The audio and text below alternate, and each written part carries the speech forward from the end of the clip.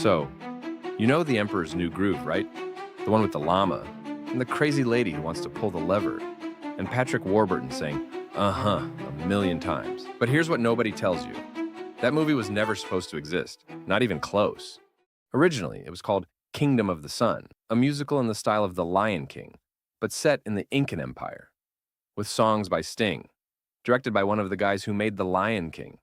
This was supposed to be Disney's next masterpiece, their next Beauty and the Beast, their next Aladdin.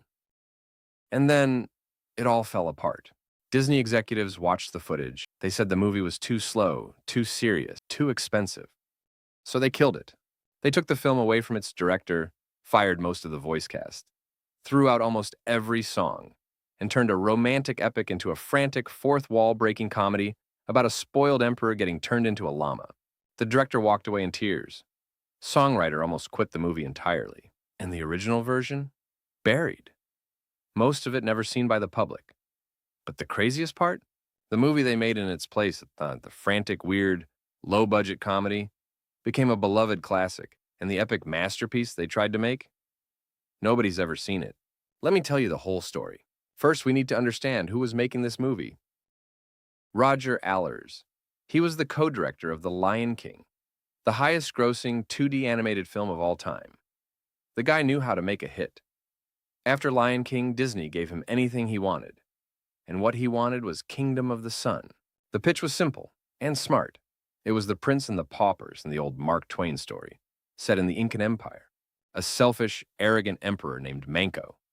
A kind-hearted llama herder named Pacha, who looks exactly like him. They switched places. But here's where it got interesting. There was also a sorceress named Yzma. She was the high priestess, and she had a plan. She wanted to unleash an ancient demon named Supai, a force of darkness, to block out the sun forever. Why? Because she blamed the sun for her wrinkles. That was her motivation. She wanted eternal darkness so she could be young and beautiful again. And the movie had romance, real romance. Pacha falls in love with Manco's bride-to-be, a handmaiden named Nina. And Nina falls in love with Manco, not knowing she's actually falling for a llama herder, pretending to be the emperor. Meanwhile, the real Manco, turned into a llama by Yzma, learns humility for the first time in his life. It was big. It was beautiful. It had everything. And Sting was writing the songs. Sting, the guy from the Police, one of the biggest musicians in the world. Disney hired him to write 8 songs for Kingdom of the Sun. 8. And they were good, like really good. There was Snuff Out the Light, Yzma's villain song. Eartha Kitt singing about eternal darkness and eternal youth. Fans who've heard it call it one of the greatest Disney villain songs never released. That documentary would later be called The Sweatbox, and it would become one of the most damning documents ever made about Disney animation. But we'll get to that. For now, just know this. In the mid-1990s, Kingdom of the Sun was rolling. Big budget, big talent, big expectations. Production started in January 1995, and then things started to go wrong. By 1997, Disney executives were getting nervous.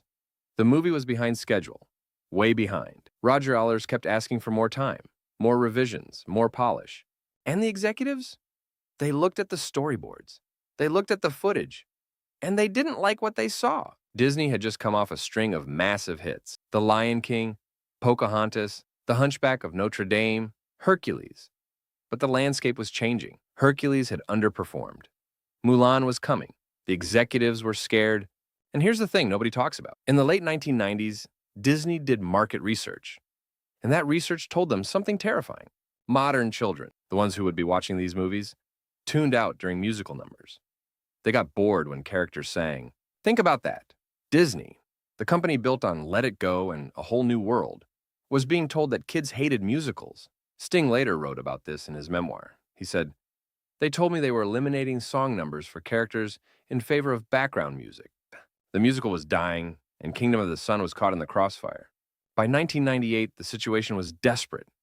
Disney had already spent over $20 million, some reports say $30 million, on Kingdom of the Sun. But only about 25% of the animation was actually finished, so Roger Allers did something unprecedented. He walked away. After Allers left, Disney's CEO Michael Eisner called Randy Fulmer into his office. If he couldn't do it, the film would be shut down completely. Canceled. Written off as a $30 million loss. Eisner gave Fulmer 2 weeks to salvage the project. 2 weeks to come up with a new vision. Fulmer took 6 months, not 2 weeks. But he worked fast. He brought in a new director, Mark Dindal. Dindal had never directed a Disney feature before. He was known for his comedy timing, his Warner Brothers style energy. And he had one job: turn this epic romantic musical into a fast, funny, cheap buddy comedy. Here's what changed. The ink and setting stayed, mostly. The characters stayed, mostly. David Spade stayed as the voice of the Emperor, now renamed Kuzco because someone discovered manko was slang for something inappropriate in Japanese. Eartha Kitt stayed as Yzma, but almost everything else, gone. In their place, a road trip, a talking llama, and a villain who can't figure out which lever does what. The Emperor's new groove was born. Sting was devastated. He had written 8 songs for Kingdom of the Sun. Beautiful songs, complex songs, songs that were woven into the very fabric of the story. The new movie didn't have a shadow demon. So, Snuff Out the Light, Yzma's villain song about destroying the sun, was completely irrelevant. The original 8 songs? Disney threw them on the soundtrack album as a consolation prize. Fans have been hunting for footage of the original Kingdom of the Sun ever since. They want to hear those songs in context. They want to see the movie that could have been. But most of it is lost, buried in Disney's vault, never to be seen. Remember Trudy Styler, Sting's wife? The one who was filming behind-the-scenes footage of Kingdom of the Sun? She kept filming. Even when the movie fell apart. Even when the songs were thrown out. Even when the director walked away, she kept the cameras rolling. The result was a documentary called The Sweatbox. The title comes from the name Disney animators used for the screening rooms, where executives critiqued their work. No air conditioning, sweaty, uncomfortable, humiliating. The documentary showed everything: the joy of the early days, the hope of the animators, the songs being recorded, and then the crash. Disney was not happy. They had agreed to let Styler film, thinking it would be a nice promotional behind-the-scenes feature. They didn't expect her to capture the disaster. The documentary was completed in 2002. It screened at a few film festivals. Then Disney buried it. For years, it was impossible to find. A grainy, low-quality version leaked online at one point. But Disney's lawyers took it down fast. Today, the Sweatbox is considered lost media. You can find descriptions, you can find reviews, you can find quotes. But the actual film, almost impossible to watch. The Emperor's New Groove came out in December 2000. The reviews were mixed. Some critics loved the comedy. Others felt it was too short, too shallow, not enough heart. One animation insider compared it to taking a centuries-old sequoia and using it to make a toothpick. Another said, "Groove is admittedly long on laughs, but it's also awfully short on heart." The box office was okay. Not great. About $169 million worldwide. For a Disney animated feature in 2000? That was disappointing. The Emperor's New Groove didn't bomb, but it wasn't a hit. Not compared to The Lion King, not compared to Aladdin, not even compared to Tarzan, which came out the year before. But here's the strange thing. Over time, The Emperor's New Groove found its audience. People discovered it on DVD, on cable, on streaming. And somewhere along the way, The Emperor's New Groove became a cult classic. It's beloved, genuinely beloved. Sometimes the movie you get is funny. Sometimes the movie you lose is beautiful, and you don't get to choose which one stays.